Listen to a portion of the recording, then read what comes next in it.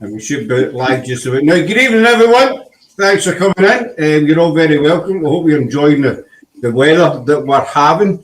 I'm just going to put comments at Drew's. Hi, Drew, doll. And so Sarah, she is at her mum's, but she's going to try and join us on the laptop. Hopefully, fingers crossed. So tonight we have Jennifer from our American team, and we have back with us again Top Hat Tours with owner Mr. Simon Entwistle. That's a bit of tongue twister, Simon. Top Hat Tours. You know, it can be Scott. Yes. Hi, Ricky Doll. So tonight we are going to cover the Salmesbury Witches. We tried this about 2 or 3 weeks ago, and it was a melee of mayhem, basically, with all sorts of kind of issues. Hi, Laura Doll, and Tiami's her daughter, Laura's daughter, sitting tonight. I was trying it 2 or 3 weeks ago, and with all sorts of problems, so we had to abandon it. And I want to thank you, Simon, again for your understanding that night, because it was a bit of a mess, for want of a better word. You know, and we do appreciate you coming back in, buddy. As much as and Jennifer as well. Okay, I still can't get pointing time right. 2 years we do it, and I still can't. I'll get it 2 or 3. I'll give it to about 2025, and I might get it. You'll get it by 2030, but you know. So tonight we are covering a story that is very, very closely related to the Pendle Witches trials as well. But I'll leave it to the man himself to get us underway and tell us the story of the Salisbury Witches. Oh, you're Simon, my friend. Thank you very much indeed, Scott. The only window we have on the Salisbury Hall Witches is from a book that was written way back in 1613 by a gentleman called Thomas Potts. He was at the courts in Lancaster, the same courts that tried the Pendle Witches. We have to rely on that book being honest and truthful, as it's the only window we have. What we do know is the same prosecution that found the Salisbury Hall Witches tried also conducted the Pendle Witch trials. James Alton, City of London; Edmund Bromley, City of London; Roger Nowell, local magistrate; Thomas Potts, City of London; William Holden, and John Bannister. The jury were all male, because in those days, women, sadly, were not allowed to have a brain. It was believed that some men believed that women didn't even have a brain. When it came to male chauvinism, women suffered terribly in this country. So let's turn the clock back in time to April 1612, and we shall go straight to Salisbury Hall. This beautiful, beautiful building was built around 1322. By far the most famous family that lived there were indeed the Southworths. And Jane Southworth was around 26 years of age. She had 2 very, very good friends, the Brearley sisters. They're enjoying a meal at Salisbury Hall when the King's Commission arrived. In the name of the King, we arrest you for witchcraft. Jane's father, Sir Richard, shouted, "My daughter a witch?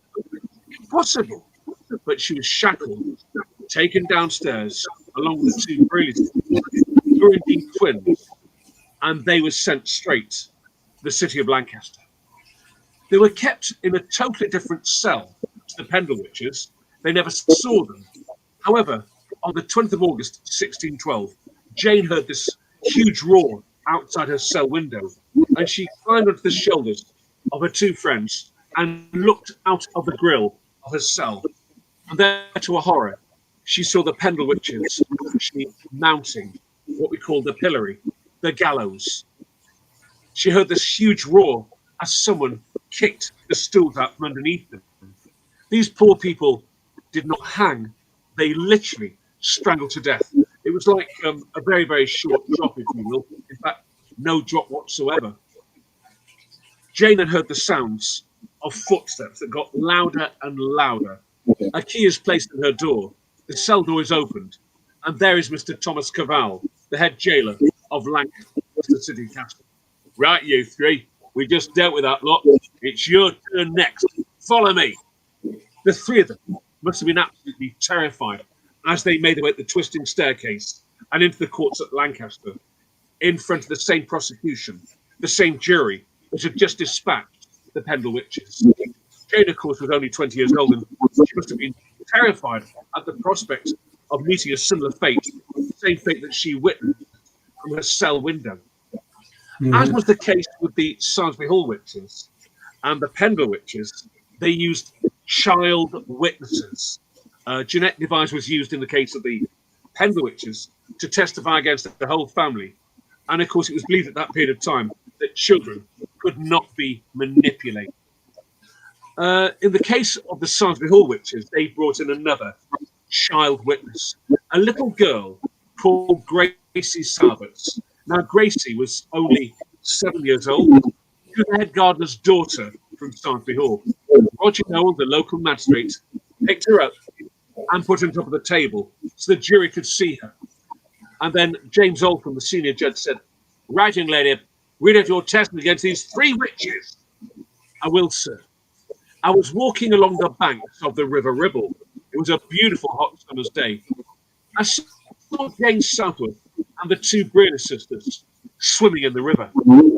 I then saw these unusual dogs. I have never seen the breed before. Long back, cloven hooves. They jumped into the river, materialized as human beings, picked up all 3 women, danced in a circle, paired off for a meal. I then watched from a distance as fraternization was taking place with these demonic spectres. On the 2nd day, Ellen Brearley came to see me. Sir, she changed from a woman into a dog, and she tried to suffocate me under a blanket of straw, but I escaped. On the 3rd day, Jane Southworth and the 2 Brearley sisters came to see me again. They said, 'Gracie, would you like to have a bit of fun?' I said, 'Fun? What fun?' 'Well, a little boy called Thomas Walshman has just been born at Salisbury Hall.' 'So? He hasn't been christened. We'd like to drink his blood.' 'No, no,' said Gracie. 'I don't want to do that.' James Oldham, the senior judge, picked up the gavel. 'We find you, you'll die like the rest.' Before the gavel came down, his companion, Edmund Bromley, said, No. Let her finish her testimony.' Sir, in the dead of night, they made their way to Salisbury Hall. They made their way upstairs to the long gallery where the little boy, Thomas Walsh, was sleeping in a cot. Over 4 nights, they repeated this. They picked him up from the cot. They pricked his stomach, and they consumed his blood. He then died, was interred at Salmesbury Church. Sir, in the dead of night, the 3 of them went back, Jane Southworth and Jean and Ellen Brearley, the 2 sisters. They exhumed the coffin. They took the coffin out of its grave. They opened the coffin. They took the baby and they boiled the baby's flesh. They ate the flesh and kept some of the body organs that would enable them to change shape. That was it. James Oldham this time said, "We find you guilty." Before the gavel came down, Jane Southworth pulled off a miracle. "Sir, I beg of you, sir, to cross-examine this young girl, sir. She has been manipulated by a Catholic priest hiding at Salisbury Hall." Just that one word, Catholicism, made the judges sit back. "You're an Anglican, you say?" "Yes, sir. I married into the Southworth family, so they've never liked me, sir, because of my Anglican views. This young girl has been manipulated by a Catholic priest called Thompson, who is hiding at Salisbury Hall as we speak, sir." The court hushed.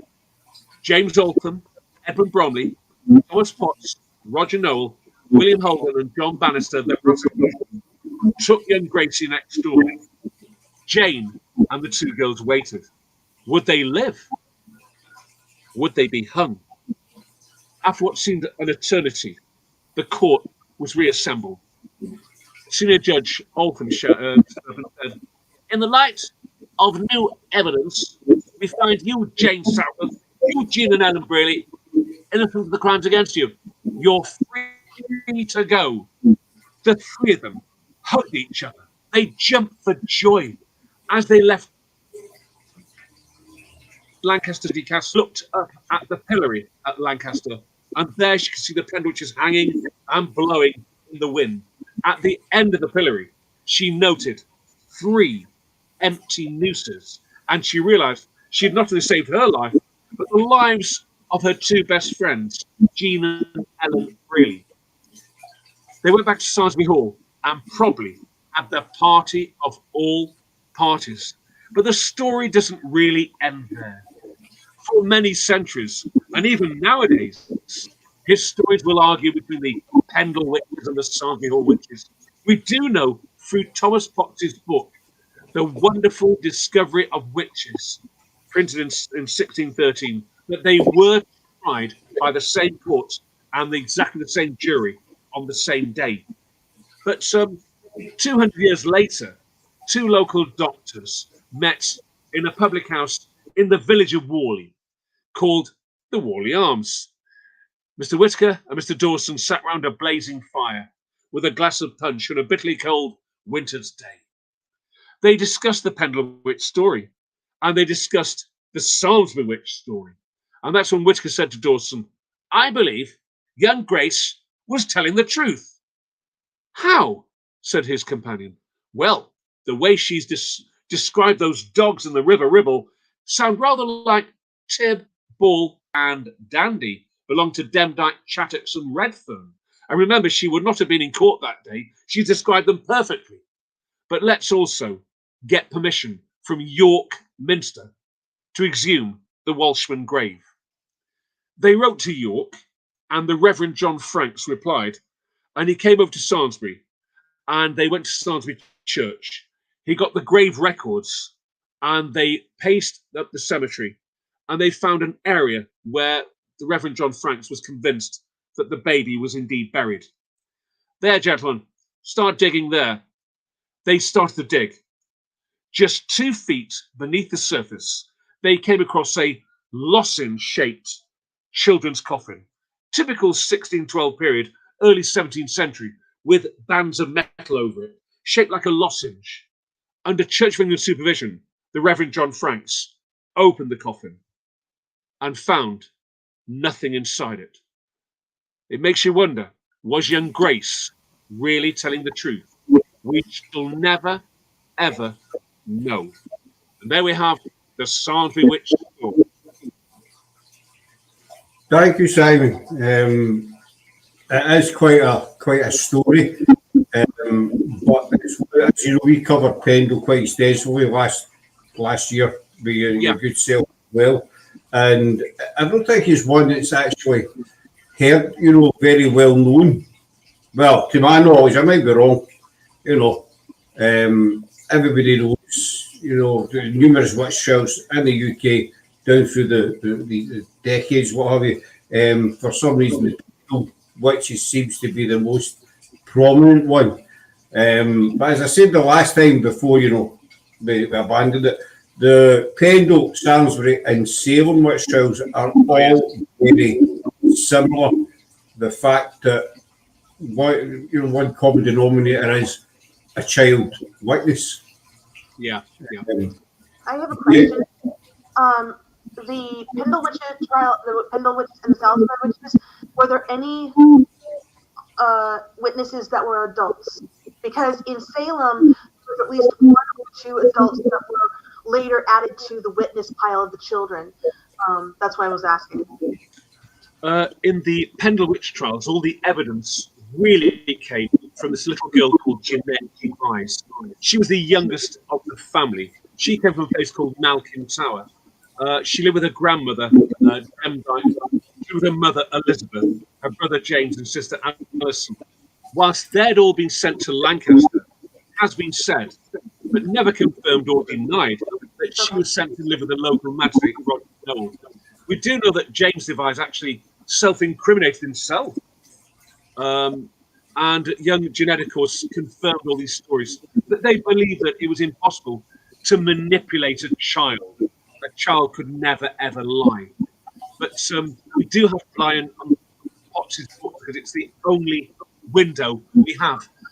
Apparently, all the royalties from that book went to a gentleman called Thomas Kivett, who actually stopped the gunpowder plot. He discovered Guy Forks in 1605 in the House of Parliament. And there's no twist about it. Thomas Potts was very, very loyal to the king. So I think that these so-called witches, they did not have a lot on their side. They had no defence counsel whatsoever. Well, I like talking about Salisbury Hall itself, but what I have a question, Simon. It's just my theory. Obviously, I knew this land was coming back up, and I was just thinking, as in Pendle, Salisbury, Salem, a child witness. Do you think maybe? No, I say this is just my theory. I could be way off the ball here. That a child was used because the power is suggested by a child. You got a child there, like say Pendle, which I think the child was 12 years old, if I remember right. They're faced with these adults, and the child's probably just wanting out of that situation as quick as possible.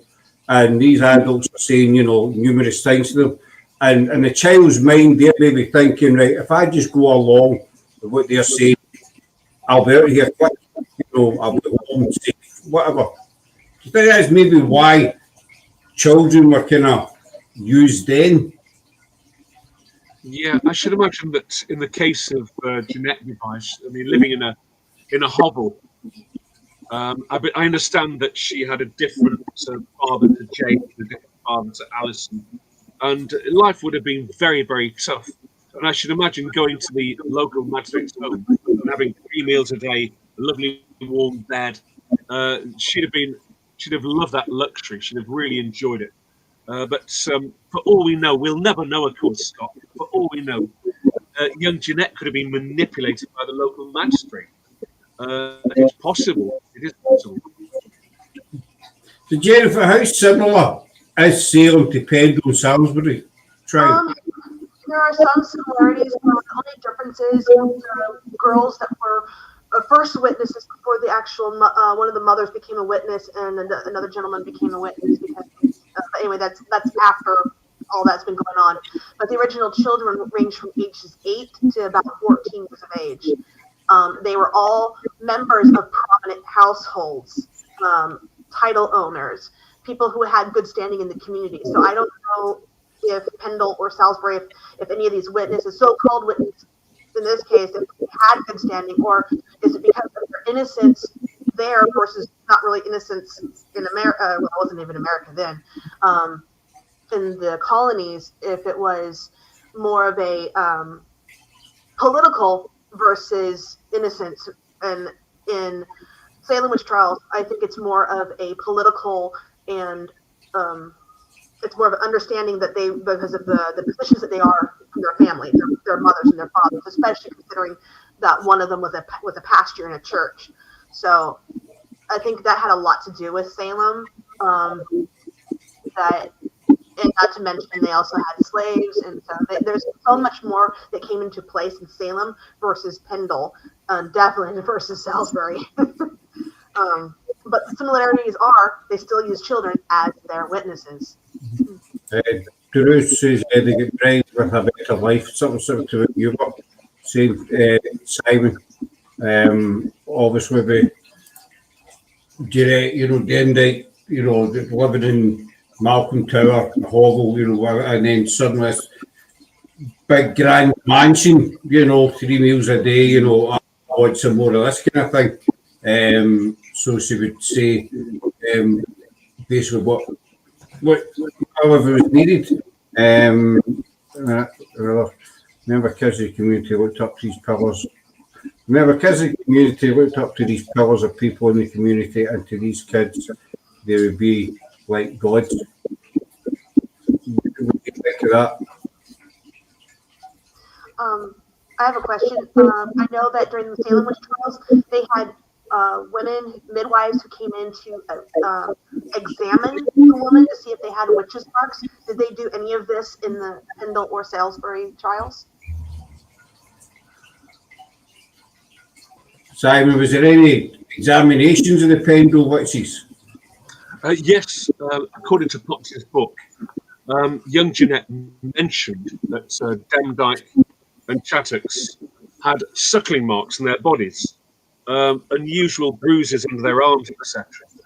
And again, from reading Potter's book, it mentioned these dogs, which were called familiars, in the form of Tib, Ball, Fancy, Dandy. These dogs apparently came to Malkin Tower, and they suckled from the flesh of Demdike, Chattox, Redburn, and promised them special powers. But again, for all we know, really, this could have been fabricated evidence against them. Because what we do know is that these dogs were never ever seen or heard of again, really. We know all the victims, we know all the people who are accused of witchcraft, but these dogs seem to disappear very, very quickly at the same time. Was it not? I had a question about the dogs. Were the dogs ever mentioned anywhere else in history when it dealt with witches and witch trials that proceeded afterwards? Did these dogs ever appear again? Apparently not to my knowledge. It's possible, Jennifer, but not to my knowledge. But the evidence against them, we do know that Jeanette mentioned this, and she brought it up in the courtroom, etc. Her mother Elizabeth was in court, and she shouted, "Stop it, Jeanette! Stop it! You don't know what you're saying." "Have my mother removed from the court, sir. She's upsetting me." That was her reply. And her mother Elizabeth was taken downstairs. Interesting. That similar thing happened in Salem when one of the girls decided to tell one of the other girls who was accusing to say, "Stop it! It's all a lie." It's interesting to hear it from that point of view, and then going, "Wait a minute! I heard this also with the Salem witch trials." That is very interesting. Yeah. Just to jump back to Drew was saying that these, the community. I suppose it's like, I mean, I know when I was a kid, you saw a policeman, you were terrified. Even though you'd done nothing, you were still terrified. Policeman walking about, God.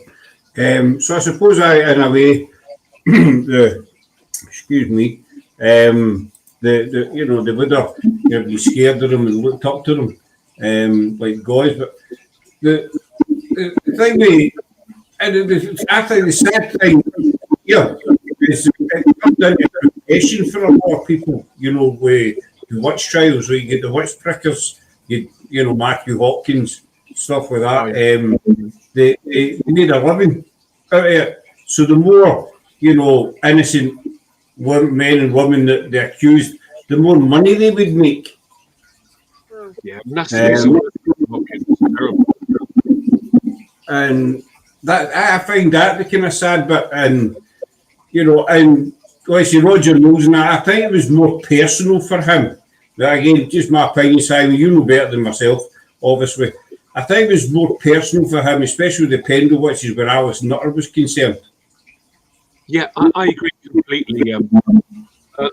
As I say, you just have a book, but it does seem to be very, very biased towards these people. We do know that King James I was absolutely paranoid about witchcraft, and not only believed that it existed, but even were actually out to get him.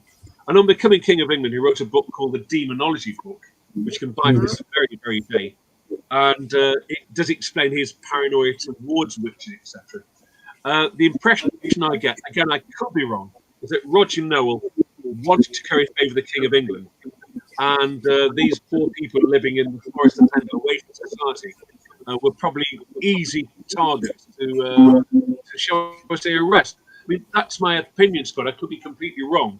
But everyone is entitled to their opinion, of course they are.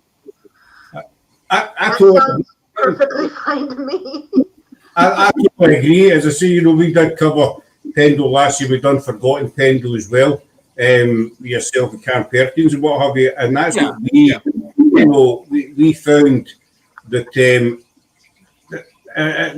obviously they were all innocent, but the people who were accusing these witches, it became a kind of power trip for them. Or, it could be a love rival, a land rival, somebody you'd an argument with, a neighbour who you didn't particularly like. As soon as the finger was pointed at you and the word witch came out, you were more or less doomed,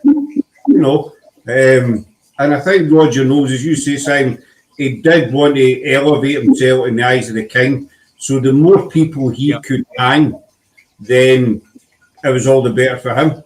So basically, I agree completely. He certainly did very well. So did, of course, the circuit from Edwin Bromley. And Thomas Potts wrote his book, of course, which earned him a fortune. And indeed, this very, very day, his relatives still make a lot of money from the royalties of that book, really. Drew's asking if her house is not a body get moved. Is that correct? But this is a thing that I've always wondered, because we were in Pendle last year, and we were at New Church, and we were at the Nutter family plot and what have you. And I was standing there looking at it. It is fascinating. But I was standing wondering, because I've always wondered, I know that they're for an hour, and then most of them were cremated, basically. But I've always wondered, because Alice Nutter was different, because she came from a kind of better background,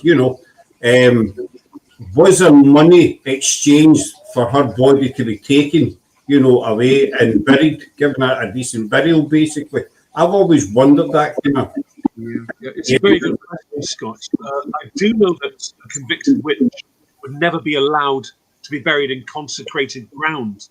That certainly is consecrated ground. They say it is the witch's grave, but the impression I get, again, could be completely wrong, is that all the convicted witches, their bodies were burned afterwards to get rid of all the evil, because in those days, of course, they believed that the soul had to be destroyed as well, really. So they call it the Nutter grave, and they call it the witch's grave. Of course, you and I weren't alive in the 17th century. For all we know, the body could have been brought there, but I find it very hard to believe that a convicted witch would be buried in consecrated ground. I do believe her daughter Ellen is actually buried there, and other members of the family as well, really. And they were very wealthy people. They owned Roughly Hall, this gorgeous building in the village of Roughly. It's still there to this very, very day. But there's a lot more. There's a shroud of mystery surrounding her, really, Scott. There's something else which hasn't really come to light, that hasn't been recorded. I've been fascinated with Pendle for, I don't know, a long time. Sorry, Jennifer. You've been obsessed with Pendle since I've met you. I don't know what we did last year. We covered what week where we covered, we've done about 5 or 6 lives, and we've done individual witch trials in the UK. We covered Salem as well. But it's just, I don't know, the Pendle witch story just has, it's no disrespect to any of the other, witch trials, victims and what have you, but I don't know why the Pendle Hill and that draws that much attention. I mean, it's global. You get magazines, media, TV crews from all over the world conversion on Pendle. And it's always wondered, it's always fascinated me, what's the big pull about Pendle? As I say, I'm not taking anything away from the other ones, Berwick, Paisley, Essex and what have you, but Pendle just seems to be a biggie, if that makes sense. Yeah, I agree completely, Scott. Steven Spielberg got his teeth into the whole story. He would have a Hollywood thriller. That's what makes it so exciting. You've got the Device family living at Malkintown. You've got Bessie Chattox, commonly known as Anne Whittle, and her daughter Anne Redfern in Newchurch.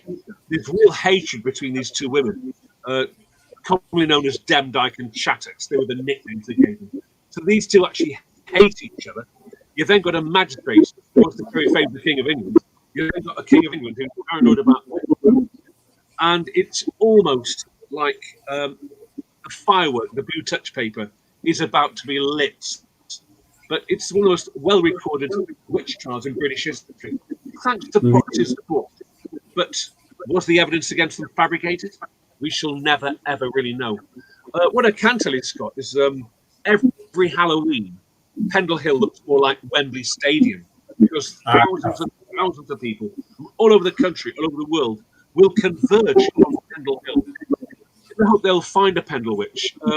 I, of course, do cover coach tours around the area, but just occasionally, Scott, I've been approached by paranormal groups. One of them was a group from Nottingham called Haunted Happenings, run by a lovely lady called Hazel Ford, who I'm sure would be on your show, actually. Hazel does conduct paranormal groups, and she asked me to go to Pendle Hill with her. And we went to the new church area, because no one really knows the exact location of Malkintarn. I believe it's a new church, Blacko, roughly area.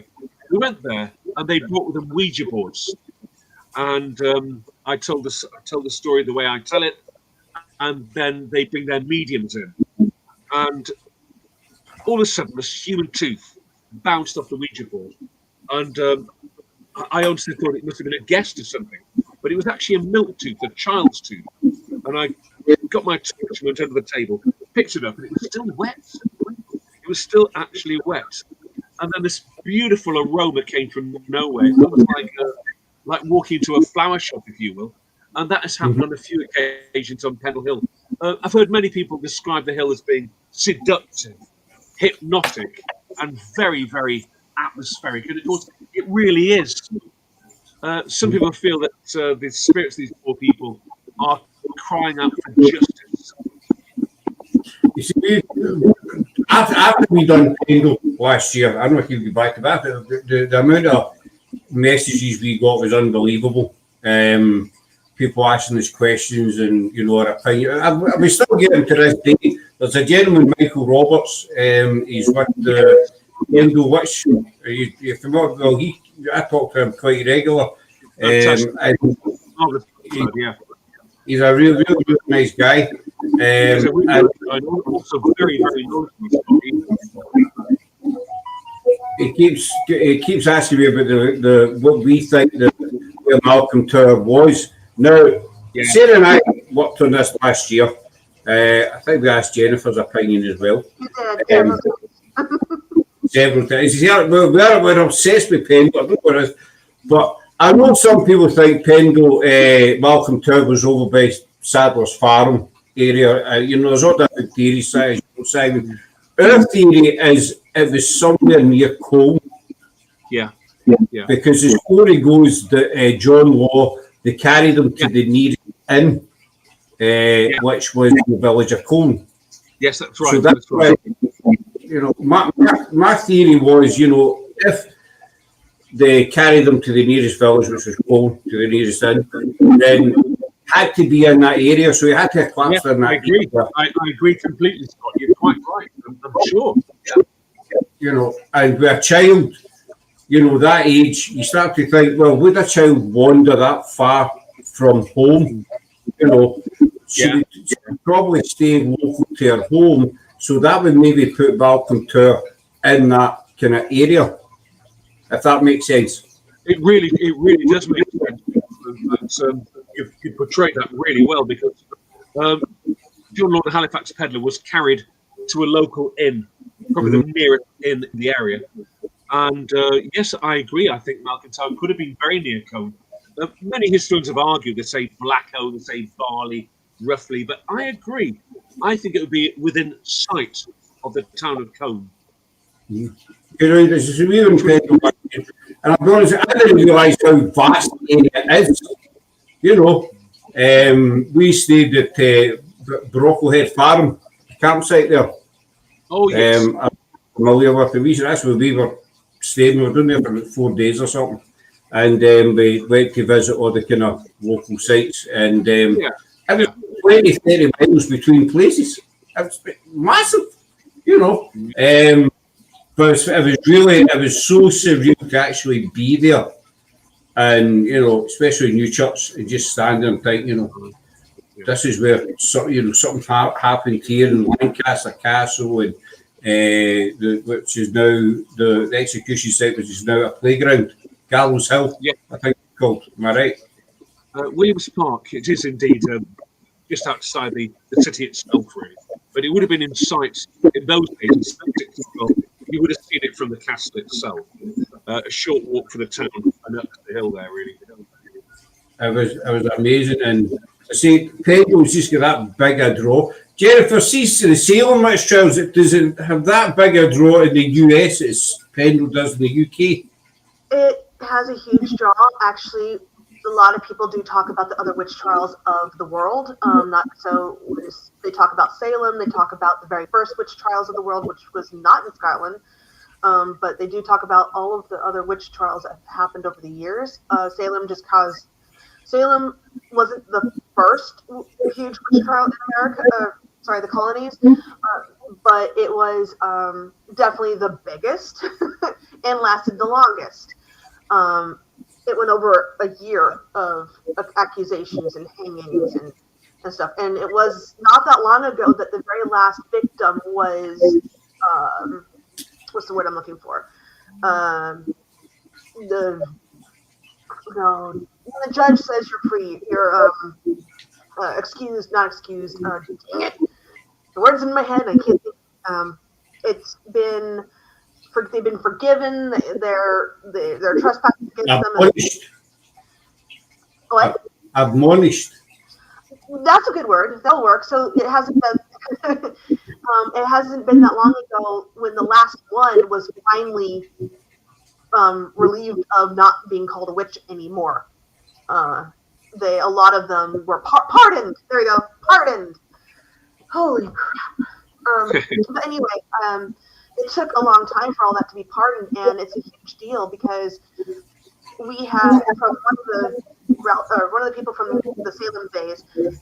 Later on, a relative of theirs became a well-known author, Nathaniel Hawthorne.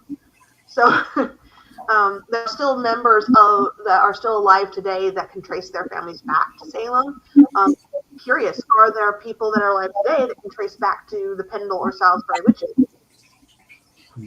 As you say, Simon, they two gentlemen 200 years later sat down and discussed both Pendle and Salisbury, and then they opened up the grave, coffin was empty.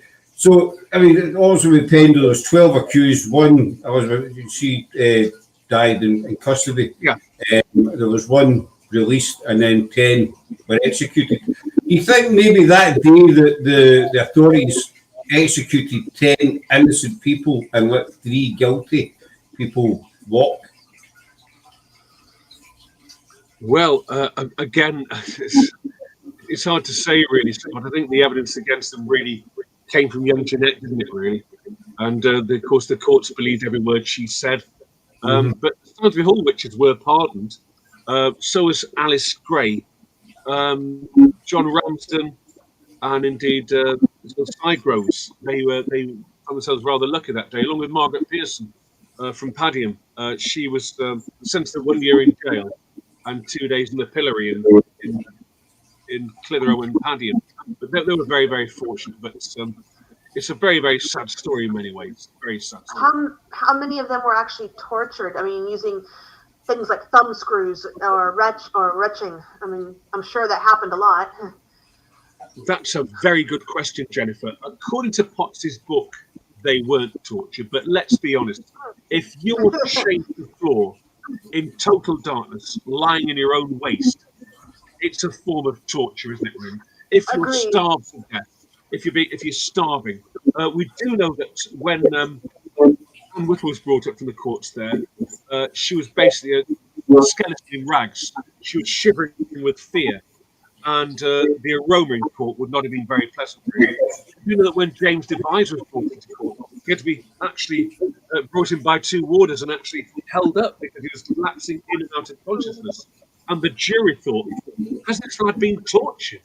Well, I think they were definitely tortured mentally. Right. And in terms of starvation and in terms of deprivation, yeah, they probably were tortured that way. Because I was wondered about that because I hear stories about after King James wrote his demonology book about how witches were being brought in and using thumb screws and using retching to get stuff. So I was wondering how long did that keep going? How much or how many different torture devices were being used? The Spanish Inquisition used quite a few. Oh, yes. So, as Scott mentioned before, a gentleman called Matthew Hopkins, well, not really a gentleman, he was called the Witchfinder General. And he had a particularly nasty piece of equipment, which was called the witching stick. what he would do in court, he would bring the accused in, he would tie to a chair, and he would prod them with the witching stick. The blade would retract into the sheath of the knife, looking like it was actually entering human flesh. And he'd go, "Look, she's not felt any pain. Look, there's no blood." And of course, you'd say, "Well, I can't feel any pain." And that's really self-incriminating. Really. Yeah, no kidding. I can see how that could be. We only had, well, I guess they didn't. I mean, they did some torturing in Salem, but it was mostly, keeping them under wraps and cold and starving. Yeah. They had a child that was accused of witchcraft and passed away in the cell blocks. Yeah, and of course, Jennifer, in those days, it would be a British court, wouldn't it? It was a British court, and they actually, you brought that up because I'm reading this wonderful book. It's all about the Salem witch trials, and they talk about the magistrates who were coming from England so that they could conduct better ideas. Well, how do we do this? They would talk to the magistrates. They would talk to the bishops that came over because they're like, well, England had this problem. What do we do? It's interesting. They were all English over during that time, and a lot of people in America today forget that those victims were not Americans; they were British people. Yeah, they'd come under British rule, wouldn't they? Before Correct. 1781. Exactly, it was British rule. It was canon law or church law was absolute. Yes. But only one.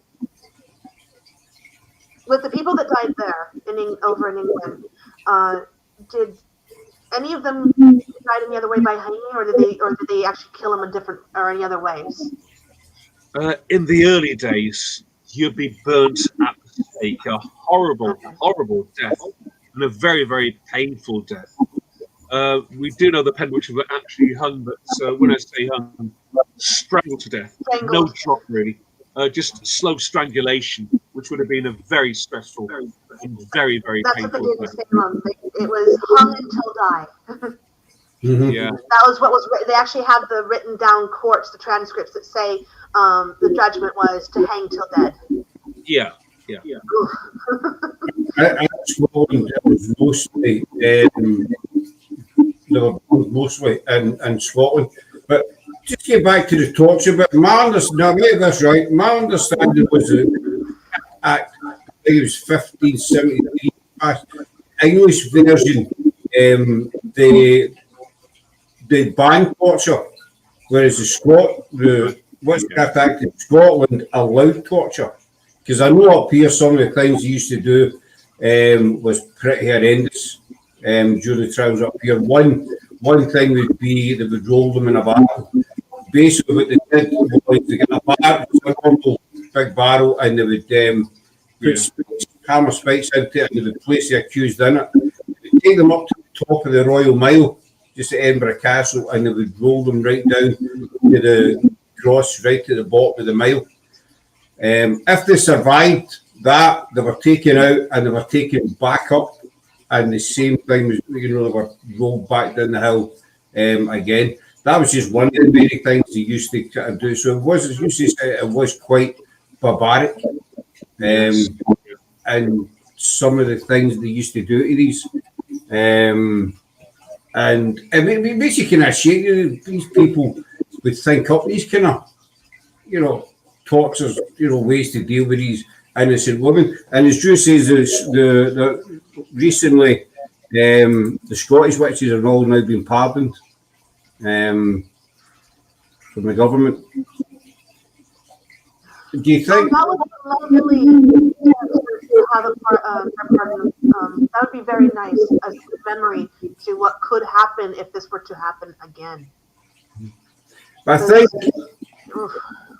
think to the start of the 17th century, it started to die out, because when we were doing our research last year, we found that Wales was the only part of the UK that there was very, very little witch trials in, simply because the judges there didn't understand how to try a witch. And because of this, they were kind of scared to do it. And I think start of the 17th century, Simon, you'll be able to keep me right on this probably. The king was starting to take a different look at it. You know, the whole witch trial thing, witchcraft thing, thinking, well, maybe these people aren't guilty. And I think they brought in new ways of interrogating them. And that's when the witch trials started to kind of die out, because society was starting to, you know, maybe listen to the king, maybe they're no witches. Maybe they're just different.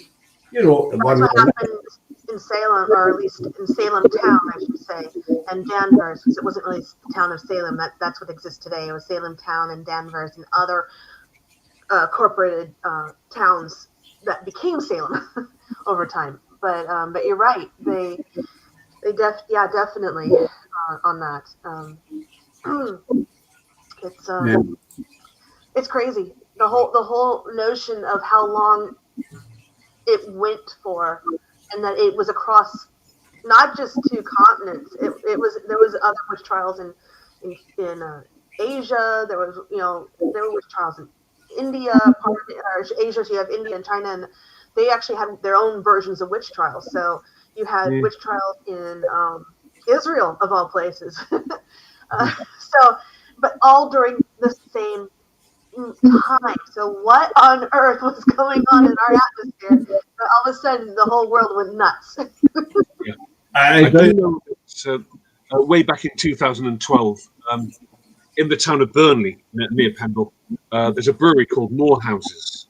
And the managing director of Morehouses, he had a whole selection of real ale beers, all named after events related to Pendle Witches. And he thought he'd get a petition up to pardon the Pendle Witches, and 12,000 people signed it, including myself. And this was sent to the Home Secretary in London, a chap called Jack Straw. And we were quite shocked at the letter that came back. It was actually quite nasty, really, saying these people are enemies of the state, as found guilty by King James's court. And to this very day, they're still classed as convicted witches. I was quite surprised at the letter, because it was actually not a very pleasant letter to look at, really. It was a bit of a shock. It's a piece of history. Yeah, but what also happened that year, which is very unusual, I got a call from United Utilities, the water authority. And they said, Simon, we've been working in a place called Barley, very, very near the slopes of Pendle Hill. And we've been working in a dam. And behind the dam, we saw a rocky knoll. We thought we'd have an investigatory dig, and we found the roof of a very old cottage. We thought, this is no work for water engineers. And they brought in a team from Loughborough University. And as a tour guide, I was very, very kindly invited to look at it. And it was like walking into a different world, flagstone floors. One half of the cottage was very old. One half was early 18th century. But I met the two professors, they were marvellous gentlemen, and they had a Tupperware dish. And in that Tupperware dish were the skeletons of two cats. And they said they'd found them in a recess, bricked up recess. And this is typical of Pendle Witch folklore, to leave a cat in a recess, brick it up alive, and its spirit will protect the building, almost like a medieval burglar alarm. And even nowadays in the Ribble Valley where I live, it's quite common for builders to renovate old barns for new housing, etc., to renovate a barn and come across these cats that have been put inside the wall there. But the cottage was quite amazing, really, but they had a press release and it hit the world's headlines. It really, really did. But what was particularly sad for me is that people living in that area complained about unusual people arriving at 3 o'clock in the morning, taking stone, etc. And also some people falling in the dam due to alcohol abuse. And United Utilities thought, right, health and safety. And they put a visqueen, almost like a polythene sheet over the old cottage. And they've reburied it. So who knows? Perhaps in 300 years they might uncover it again, really. Was it Malkin Tower? Well, a lot of people thought it could have been. It's certainly in the right area. But we'll never know, because we have no actual records of the cottage being there in 1612. But the professor was convinced it was from that era, early 17th century. Makes sense. I mean, there are so many stories. I'm very familiar. I'm more with the Pendle versus the Salisbury Witches, and the whole and Demdike, and it just amazes me on how much this Demdike was such a feisty woman. And I mean, to create a spell to get rid of a man because she was mad at the magistrate. I'm like, wait a minute. I'm like, that's some feistiness right there. One thing's for sure, Jennifer, she would have been a very tough woman. What did amaze the jury at Lancaster is both Elizabeth Southern, commonly known as Demdike, and Whittle, commonly known as Betty Chattis. These women were over 85 years old, and they'd somehow defied the laws of nature. But many historians believe that they knew all about herbal remedies. They knew all about plants. They knew how to set bones, how to reduce temperatures. And of course, all modern medicines come from plants. And because they have these, dare I say it, old wives' remedies, that may, in fact, help incriminate them. I would say so, because one of the first people hung in Salem was a midwife who did those type of remedies. So you got to wonder, right? Yeah. I think because living back then, as you say, midwives and Demdike. I mean, I think the average lifespan back then was about 30, 35 years old, something like that, around about that kind of age. So 85, 50 years more than expected, basically. That's pretty old. People would be asking questions and wondering, what she made a deal with the devil or, whatever. And that was the thing, but, I think it would be terrible to live back then because you'd be kind of scared to be different. You'd be scared to fall out with your neighbour, anything really, because, as I say, the finger could get pointed at you for the least wee thing. Love rival, land rival. As I say, I know I spoke about Alice Nutter earlier on, but when you think about Alice Nutter, she wasn't originally accused of being a witch. She was in court over a land dispute. Yeah. If I'm right, with Roger Knowles. I believe that's quite true. Yeah. So right away, you've got a woman who, as you say, Simon, earlier on, they weren't entitled to have a voice, they weren't allowed to have a voice, but you've got this woman standing in court, saying that land's mine, and she's up against Roger Knowles. Yes. Advised. And he lost the case. And you can just imagine how infuriated he was. And that's when he decided, in my mind, well, I need to get rid of her. I need to get rid of Alice Nutter because I want that land. Plus, she's it's been a big blow to his pride. She's embarrassed me in front of everybody. And so he done the old thing. You're a witch. And, she was more or less done and dusted then. Yes. I have an interesting question because I have to know. Are there still laws on the books in England, Scotland, that still hold against witchcraft? Because they do have certain states that still have them on the books because they never corrected them and they never took them off. That witchcraft can still be condemning a person. So I'm wondering, is this still a thing?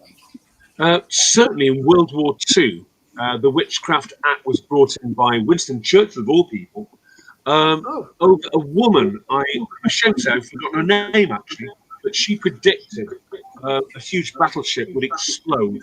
And she predicted the Dunkirk evacuation. And she was actually imprisoned because these things came true, of course. And she was actually imprisoned. I don't know her name, but I'm sure one viewer will be able to look it up very, very quickly. But she was actually imprisoned under the Witchcraft Act to hush her up, to keep her quiet. Oh my gosh. She was actually affecting morale, if you will. I'm ashamed to say I don't know her name, but a viewer definitely will. Oh, I'm gonna be looking that one up because I can only think of several ships that were exploded during World War II, and the only one that came to mind was the Lusitania, but I know there was more than that. I mean, the whole witchcraft thing, it dates back way before 1612. I've spoken to a few people who think witchcraft, was invented by the Pendle Witches, basically. Nothing against the people who said it, but it goes way back. Nobody was untouchable. Look at Anne Boleyn.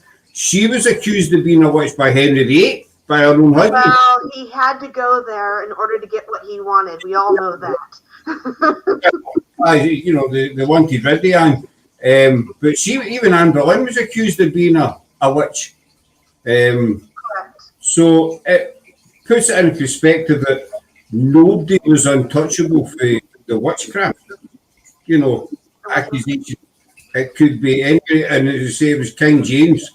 I believe it all started when his wife was coming over to Scotland, and the ship was caught in a storm, and he said that it was witches that cast a spell, a curse, whatever, to try and fight the ship, and this is what kicked it all off with him. That ship didn't cast over and her drowned. I mean, it was a bad storm, huge. But he put that down to witchcraft.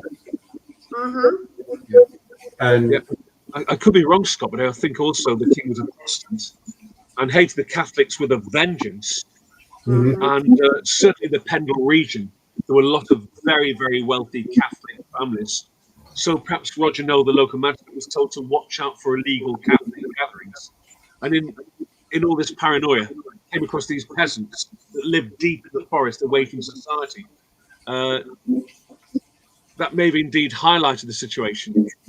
Well, one question, I keep meaning to ask you this question, I don't know if I asked it last year or not, but how much impact do you think the Good Friday meeting had on the actual witch trials? Because I've heard the theory that, there was the people who took part in the Good Friday meeting, they were frowned upon because they should have been in church. Right, yes. And this drove a big nail into their coffin, so to speak, when it came to the trials. It certainly wouldn't have helped in the case of Alice Nutter, that's for sure, because she was a nobleman and should have been in church that day. It has been said, not through book, that she wasn't in church, and some people believe that she may have been a Catholic and actually harbouring Catholic priests at Ruffley Hall. And again, Scott, that is sheer speculation, really. But we do know at her trial, along with John and Jane Bulcock, her mother and son, she made a plea of not guilty, but was found guilty of the murder of Henry Mitten and aiding Elizabeth Southern and her granddaughter Alison Device's murder because he wouldn't give them a penny. What we do know is Alice would not have needed to beg. It's blatantly obvious she didn't need to beg. So I think the evidence against her was fabricated. That's my personal opinion. It's as you said, back to the Catholic thing side it as well. Catholics were hated basically. We see that at Salisbury Hall where there was a priest rumoured to have been executed in one of the rooms, beheaded in the room. So it just shows you the sheer. I don't think he wasn't even trying. I think the soldiers just kind of raided the hall, found them, took them in this room, and beheaded them. Simple as that. But I'll just notice the time. That's us nearly the hour. So he's one idea to wind up there. But what I want to do, Simon, as it was okay with you, is arrange to bring you back because I want to touch on the paranormal side of Salisbury Hall. Yeah, sure thing. I know you do your tours, Bobby. I no doubt you've had quite a few experiences there yourself. Obviously, Jennifer's free to join as always. Depends on the day. We're going to have to start work again. Jenny, can I just mention, please, love? I'm sure I saw a black cat behind you before. Oh, that's Loki. That's one of 3 cats. Not my cat. That's my son's cat. And right. Loki is half Maine Coon. Yeah, he likes to stroll it. He's not even now. Not a familiar then. No, actually, no, because it's not my cat. Right. No, if we want to go down that thing about me and my witchcraft, I do have a familiar. She's asleep over here on the couch. Right. Okay. And she's white and gray. Right. So not a traditional. No, there's that whole thing. Even in the demonology book, they talk about black cats and frogs and snakes as being witches' familiars. A modern witch, as myself, know that not every witch has a familiar, and not every witch is religious. Right. So, but no, that was my son's cat. Always forget your Jennifer's a witch. A nice witch, you know. Oh, a nice witch.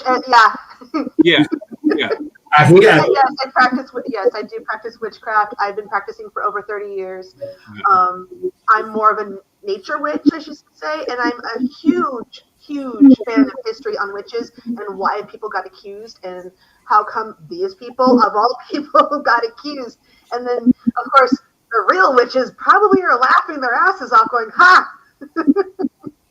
Back then. They knew not to get caught. But, yeah, so you got to wonder. I come from a line of a very spiritual, or people who believe in spirituality and spiritual people. I'm probably the first person in my family who's claimed to be a witch, as far as I know. Yeah, Jennifer, can you trace your family back to England or the United Kingdom? I can actually. I can trace it back probably more recently than most. My grandmother. She came from Manchester. Oh yeah. She's 19. Oh my God, she'll be 19. I'm gonna get fried. I can't remember this. 90. Crap. 90 something. Yeah. She's from definitely got British blood in you then. Yeah. So she can trace back to Ireland, and then I can trace back other people in England and Scotland. I just don't remember where in Scotland. But yeah, we have ancestry all over Europe. It's amazing the amount of guests we have on, and they've ties to Scotland, one way or another. Especially for America. We have a lot of America, and the amount of people say, "Oh, I've got ancestors that lived." Oh, I got it. So many, people ask all the time. They ask me if we did ancestors in England. I'm like, yeah, on both sides of my family. I have one side that had English ancestry. I have another side that had English ancestry and Irish and Scottish. I'm like, oh God. Yeah. And I just bring it down to Celtic. It's all the Celts. No. They were everywhere. Fantastic. I think we'll wind up here. So the Salisbury Witches, where the innocent, where the guilty, we'll never know. We'll never know, Scott. We have to I rely. think it's a matter of opinion when you lived back then. I mean, think about it. Think of the time. Everyone was superstitious. Everyone was religious of some sort.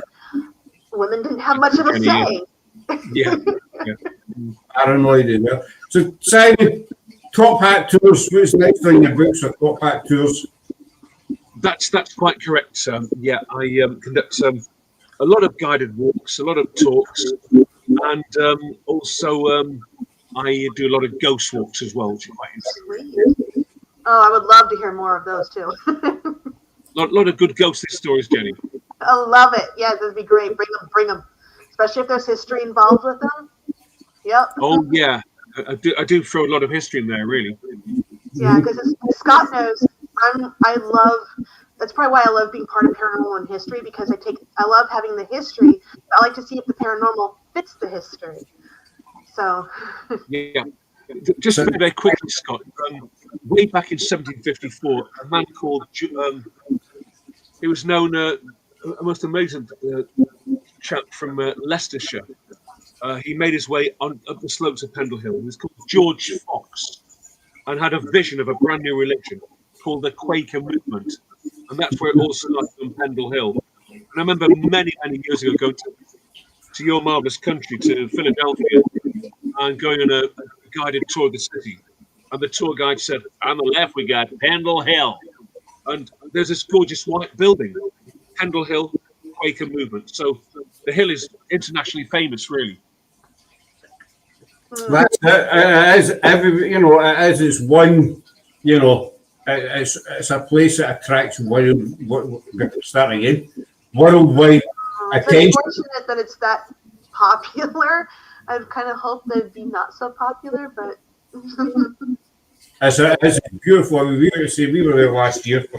We've been over Scarborough in that camp, and we decided just to jump in the car and so we'll go to Pendle for 4 days as well. But no, it wasn't any investigations. It was just a family holiday. But you know, we wanted to see it, and it was absolutely beautiful. Even just the hill itself, the feeling you get when you see it for the very first time, because it's got that distinct shape. You know, I mean, people say a hill's a hill, but Pendle Hill has that kind of you know, slow. I agree.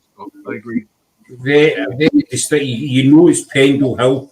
It's unique, isn't it? Really unique shape and size. It doesn't matter where you see it. You know, you tell right away it's Pendle Hill. But hold on each time for a wee second. I'd like to get you back to do the paranormal side of Salmesbury Hall, because Sure. I've studied quite a wee bit of it, and I know there is a lot of bits and pieces. A lot happens in the place. But as I say, I'll keep a hold of these for a wee second. All right. After we come off.